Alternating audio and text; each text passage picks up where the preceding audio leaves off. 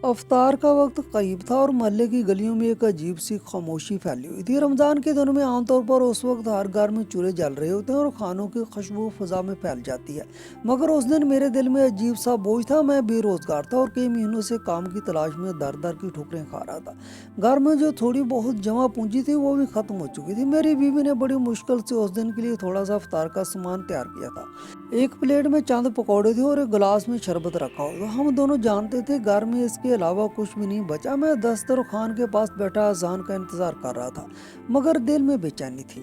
उसी वक्त गली से एक कमजोर सी आवाज सुनाई दी। एक बूढ़ा फकीर आहिस्ता आहिस्ता चलता हुआ सदा लगा रहा था कि अल्लाह के नाम पर कुछ खाने को दे दो, 3 दिन से भूखा हूं। उसकी आवाज में ऐसी थकन और दर्द था कि सुनने वाले का दिल दहल जाए। वो हर घर के दरवाजे पर रुकता और यही अल्फाज दोहराता, मगर कोई दरवाज़ा नहीं खोलता था। मैं खुद मजबूर था, उसे देने के लिए मेरे पास कुछ नहीं था।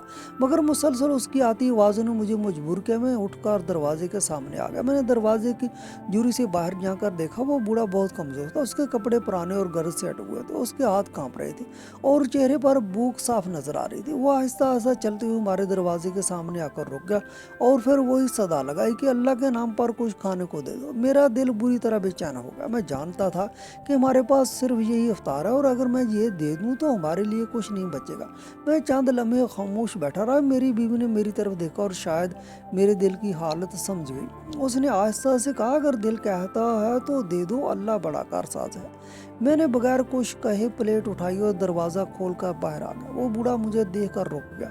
मैंने वो सारा अफ्तार उसके हाथ में दे दिया। वो हैरान होकर मुझे देखने लगा, जैसे उसे यकीन ही ना आ रहा। उसकी आंखों में आंसू आ गए। उसने कपकपाती आवाज में कहा, बेटा, अल्लाह तुम्हें कभी महरूम ना करे, तुम्हें इतना नवाजे कि तुम माला माल हो जाओ। मैं मुस्कुरा दिया और कहा, अल्लाह ताला आपको भी नवाजे। वो आहिस्ता आहिस्ता गली के कोने की तरफ चला गया और मैं वापस घर आ गया। अजान हो चुकी थी। मैंने और मेरी बीवी ने सिर्फ पानी पीकर रोज़ा खोल लिया। भूख तो बहुत लग रही थी, मगर दिल में अजीब सा सुकून भी था, जैसे कोई बोझ हल्का हो गया। उस रात हम दोनों देर तक जागते रहे। शायद भूख की वजह से नींद नहीं आ रही थी। ना मेरी बीवी ने शिकायत की उसे भूख लग रही और ना मैंने उससे कहा, क्योंकि जो काम अल्लाह की रजा के लिए किया जाए उसकी बार बार जिक्र करने से वो अपनी असल खो देता था। हम दोनों चारपाई पर लेटे आसमान को देख रहे थे। ठंडी हवा चल रही थी। उस बार रमजान उल मुबारक में मौसम पहले की बनस्बत ठंडा था। मैंने बीवी से कहा कि कल मुझे एक बड़ी कंपनी में इंटरव्यू के लिए जाना है, शायद अल्लाह कोई रास्ता निकाल दे। उसने हौसला देते हुए कहा कि अल्लाह पर भरोसा रखो, वो बेहतर करेगा, इंशाल्लाह तुम कामयाब लौटोगे। मेरी बीवी दिन रात मेरे लिए दुआएं करती थी। मुझे यकीन था कि उसकी दुआएं एक दिन जरूर लग जाएंगी, मगर मुझे मालूम नहीं था इतनी जल्दी अल्लाह ताला दुआएं सुन लेगा। हमारे दिन बदल जाएंगे। अगली सुबह जल्दी उठ गया।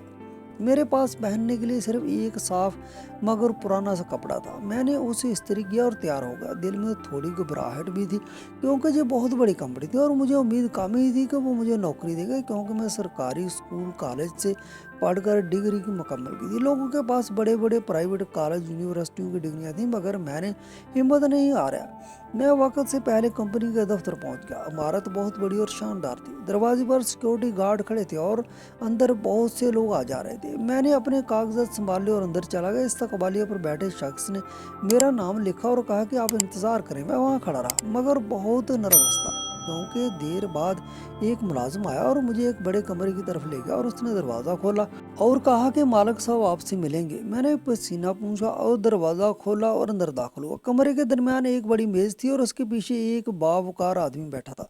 उसने सर उठाकर मेरी तरफ देखा। जैसे ही मेरी नज़र उसके चेहरे पर पड़ी तो मैं हैरत से रुक गया।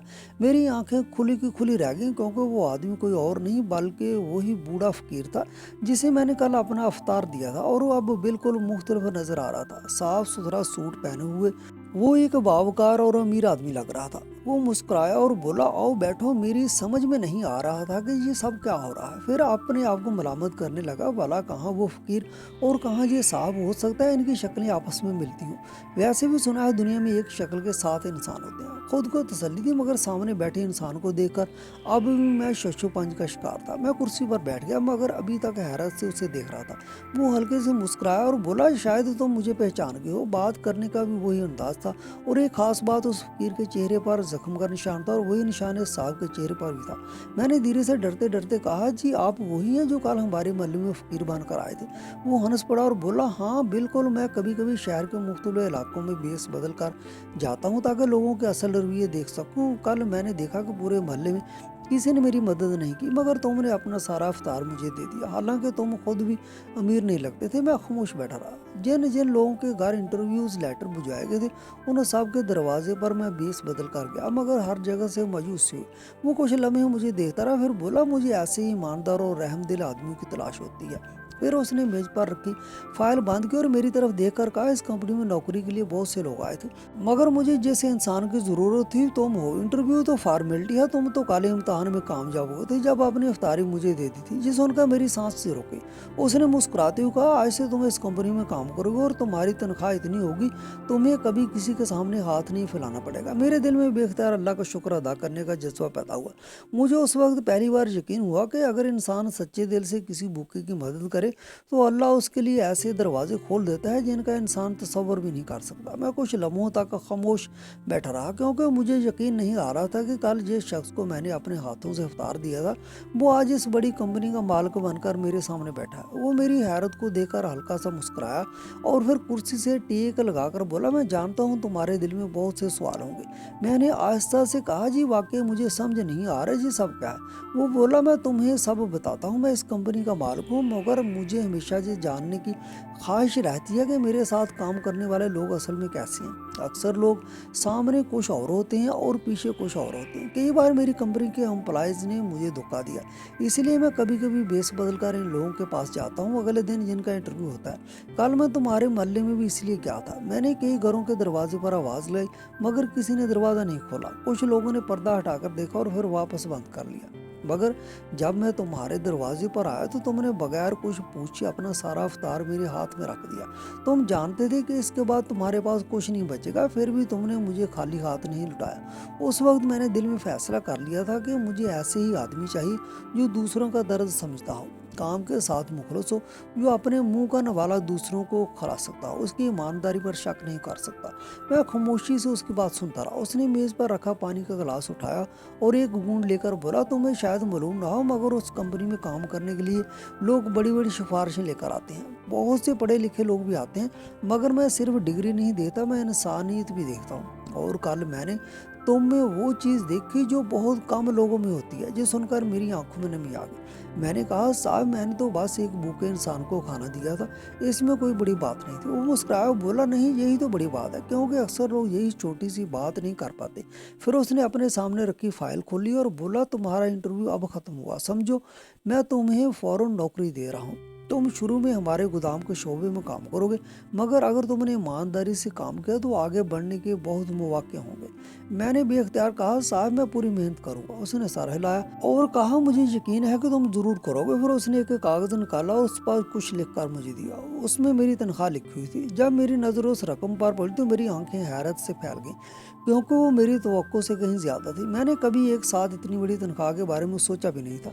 मेरे दिल में फौरन अपनी बीवी का ख्याल आया, जो कल मेरे साथ पानी से रोजा खोलकर भी शुक्र अदा कर रही थी। मैंने दिल ही दिल में अल्लाह का शुक्र अदा किया। मालिक ने मुस्कुराकर कहा, जाओ आज से तुम्हारा काम शुरू हो गया है, बाहर जाकर मैनेजर से मिल लो, वो तुम्हें सब समझा देगा। मैंने खड़े होकर उसका शुक्रिया अदा किया और कमरे से बाहर निकला। मेरे कदम जमीन पर थे, मगर दिल में ऐसे लग रहा था जैसे मैं हवा में चल रहा हूँ। बाहर आकर जब मैंने आसमान की तरफ देखा तो दिल से एक ही दुआ निकली कि या अल्लाह तेरा शुक्र है।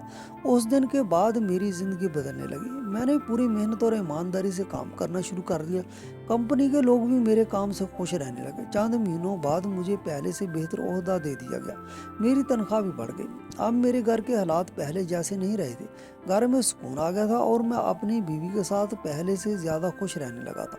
मगर एक चीज़ मैंने कभी नहीं बदली। जब भी रमज़ान आता मैं हमेशा कोशिश करता किसी भूखे को इफ्तार ज़रूर कराऊं, क्योंकि मैंने अपनी आंखों से देख लिया था कि एक छोटी सी नेकी इंसान की तकदीर बदल सकती है। एक साल बाद रमज़ान फिर आया। एक शाम मैं दफ्तर से वापस आ रहा था तो गली के कोने पर एक गरीब आदमी बैठा नजर आया। वो बहुत थका हुआ लग रहा था और उसके पास इफ्तार के लिए भी कुछ नहीं था। मैं गाड़ी से उतरा और उसे अपने साथ कर लिया। मेरी बीवी ने फौरन उसके लिए इफ्तार तैयार किया। वो आदमी बार बार हमें दुआएं दे रहा था। اس وقت میرے دل میں عجیب سی خوشی تھی، کیونکہ مجھے اپنا وہ دن یاد آ رہا تھا جب میں نے ایک فقیر کو اپنا افطار دیا تھا اور اللہ نے اس نیکی کے بدلے میری زندگی کے دروازے کھول دیے تھے۔ اس دن مجھے ایک بات ہمیشہ کے لیے سمجھ آ گئی تھی کہ دنیا میں کوئی بھی نیکی چھوٹی نہیں ہوتی، کبھی کبھی ایک پلیٹ افطار بھی انسان کی قسمت بدل دیتی ہے۔ بس نیت صاف ہونی چاہیے اور آس اور امید بس اللہ کے در سے لگائی جائے، کیونکہ وہی بہتر دینے والا ہے۔